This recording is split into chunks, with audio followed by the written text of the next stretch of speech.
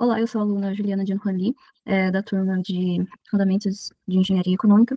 Eu vou aqui explicar um pouquinho da planilha que eu fiz seguindo os vídeos do professor e explicar um pouquinho de como ela funciona. Bom, basicamente, a planilha ela foi feita para avaliar 4 cenários, em que o primeiro cenário é quando está estática, então, tipo, o valor da taxa de crescimento da receita média comercial e também da taxa de ocupação, elas são constantes e foram dadas no enunciado, então 2%, 30 é o valor de R$ 30 e 5% de taxa de ocupação.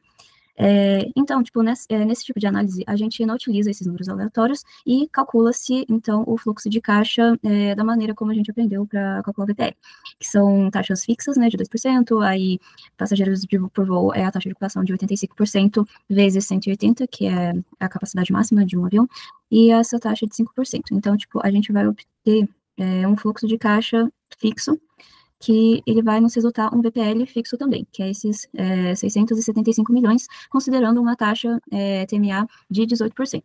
Então, essa daqui é a fórmula do VPL, que você tem que considerar também, né, somar com o fluxo de caixa no tempo zero, e utilizou-se a fórmula do Excel para calcular o VPL. Opa. A taxa de TMA de 18%, dada pelo anunciado. Aqui são algumas considerações que a gente vai falar daqui a pouco, né? De 12 anos na ampliação com um valor de investimento de 300 milhões. Ok, esse é o primeiro cenário que é estático, então ele vai dar um valor fixo.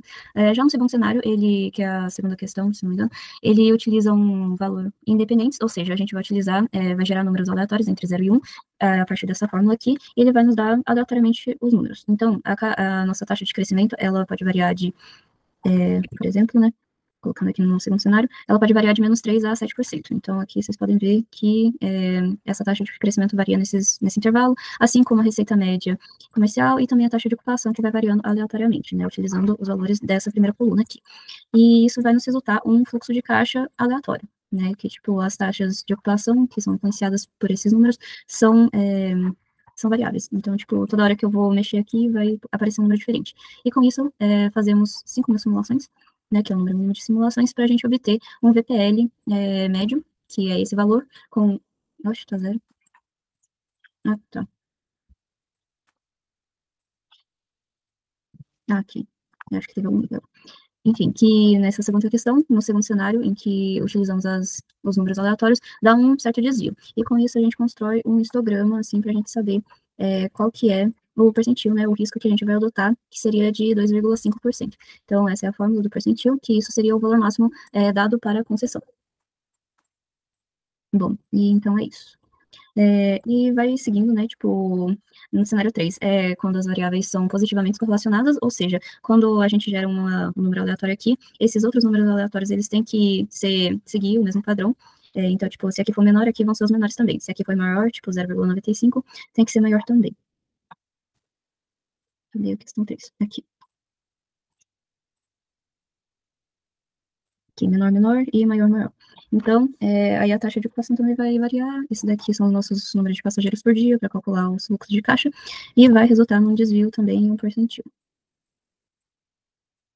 E no cenário 4, aqui, que é quando esses números aleatórios são completamente imperfeitos. Então, tipo, quando o número aleatório aqui for maior, o outro número tem que ser menor. Então, aqui 0,18 e aqui 0,8.